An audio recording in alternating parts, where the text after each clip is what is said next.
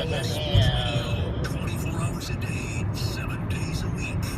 You're listening to CBS Sports Radio. I appreciate you listening. Merry Christmas, Happy Holidays. The phone lines are open, 855-212-4227. Let's talk NFL. Let's talk a little bit of NBA. Coming up in about 20 minutes, we'll ask the question, what team would you pick for ESPN or another sports publication to make a documentary about? If you haven't seen it right now, circulating on social media, is another teaser trailer for the 90 Chicago Bulls. It is going to be a 10-hour documentary. And maybe I should be giving praise to a competing company here on the CBS Sports Radio, but when ESPN locks in and they focus on one topic and they want to make an extended documentary about it, it is typically fantastic work. Like, I loved O.J. Made in America. Now, I understand the subject matter. Maybe that's not something that you should love, but it was a really entertaining look into the life of O.J. Simpson and everything that happened around and surrounding O.J. Simpson. So I really enjoyed it. And the fact that they're going to do is such an extended look on maybe the most interesting team of my lifetime, certainly the most interesting dynasty, and maybe the most beloved dynasty of my lifetime, the 90 Chicago Bulls, and they have everybody on board. Everybody.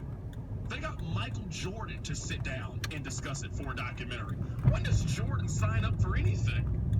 Jordan doesn't do interviews, let alone sit down and agree to do a documentary of this magnitude.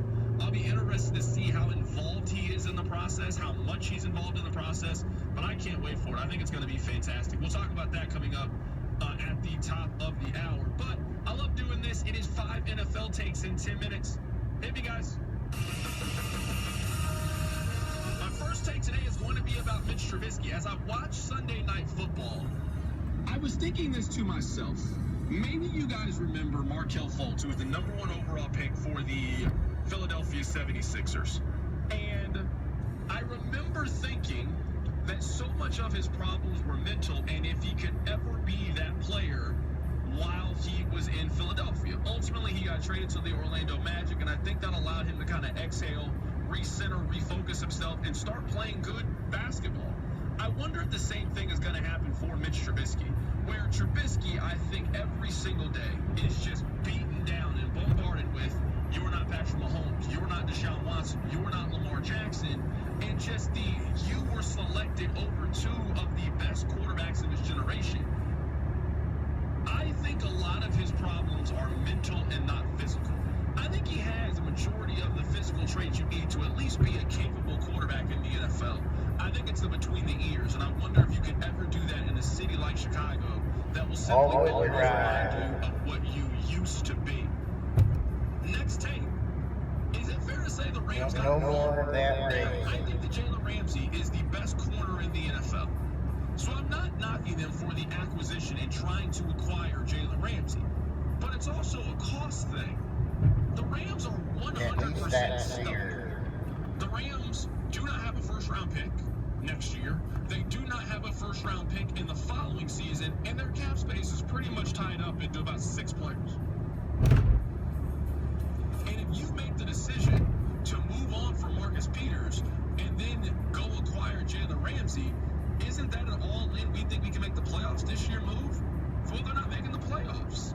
And they have now lost the assets in order to help get them back to the playoffs. I think it's safe to say that Los Angeles got it wrong. Again, I think Ramsey's a better player than Peters, but you have to factor in the cost of the acquisition, and the cost certainly was too much for Los Angeles to bear, as it would appear they are going to miss the playoffs. I think the top story in the NFL right now is what are teams going to do as we get closer and closer to the playoffs. So it would appear that Houston is playing to win. It would also appear that Kansas City is playing to win. Why? Now, Kansas City is in a different scenario than what Houston is in. Kansas City is playing the exact same time as New England, so I understand why, at least in the beginning, they're going to be trying to win the football game because the 2 seed in theory is still open. But you got to have somebody in your back, you got to have somebody behind you in your ear telling you, hey, New England's up 21-3. We might need to pull Mahomes. You might have to pull Tyreek Hill or Travis Kelce. Like, if you're not doing that, I don't think that you are putting your team in the proper situation to go out and win football games for the long term. Same thing for Houston. If Kansas City wins and New England wins, then you're locked into the 4. You can't be the 5, you can't be the 6, you can't be the 3. You're locked in to be the 4 seed. What's the purpose of playing Deshaun Watson? Practicing this week is one thing. Having them go through walkthroughs and having them prepare, that's fine. But physically going out there and letting people tackle him? Why? For what? I don't understand why you would do that. I know it's easy for me to say as a guy who doesn't get tackled for a living, but I think we have enough information and data to suggest that playing less football is better for your body and keeps you more refreshed and keeps you healthy. I would try to preserve Deshaun Watson, not put him in harm's way in a game that you're only playing for momentum purposes. That's the only reason you'd be trying in Week 17 if you're Houston. Again, Kansas City's in a different spot. They still got a chance for the 2 seed. If New England loses and they win, you get the bye, so then you can rest. I understand what Kansas City's doing. I think you got to be listening, but I understand what they're doing. I don't understand what Houston's plan is. At least they're lying, or unless they're lying to us. And they could be lying. I don't know if they're lying, but they could be lying, and we'll see. Next take. The Steelers' quarterback situation is just bad. It doesn't matter who the starter is. For this season, it's bad. The NFL works with this very simple premise. If your quarterback gets hurt, you don't have a chance. At least not on a grand scale. I understand the Nick Foles argument, but stay with me here. If you lose a Hall of Fame quarterback the way Pittsburgh did, you're fortunate and lucky enough to even be in this situation that they find themselves in right now. I thought that Pittsburgh was silly when they traded a first-round pick to go get Minkah Fitzpatrick. I thought for sure they were trading away the 12th overall pick. I was wrong. Pittsburgh made the move to go get Minkah Fitzpatrick. He certainly is worth the first-round draft pick. I think he should finish second in Defensive Player of the Year behind Stephon Gilmore. He's been fantastic. That's never a player you would have gotten in the draft, or not never. It's unlikely that you get a player in that draft. And I was saying they should have kept that pick open to go find their quarterback.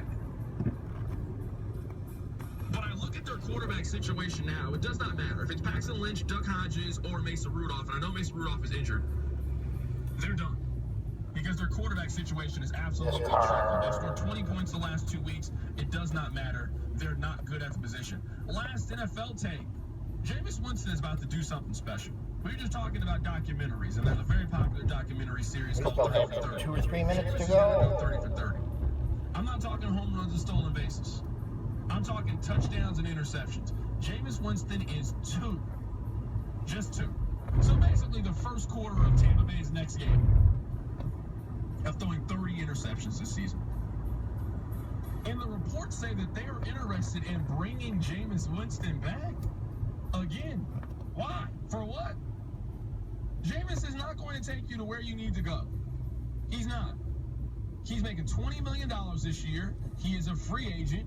I don't know why he would franchise tag Jameis Winston. If Jameis gets franchise tagged, he should run to go sign that franchise tag and lock yourself into the $25 million that Tampa Bay is trying to give you, fully guaranteed. You couldn't get me to sign that contract fast enough on Jameis Winston. But if you're Tampa Bay, I'm letting you walk in free agency.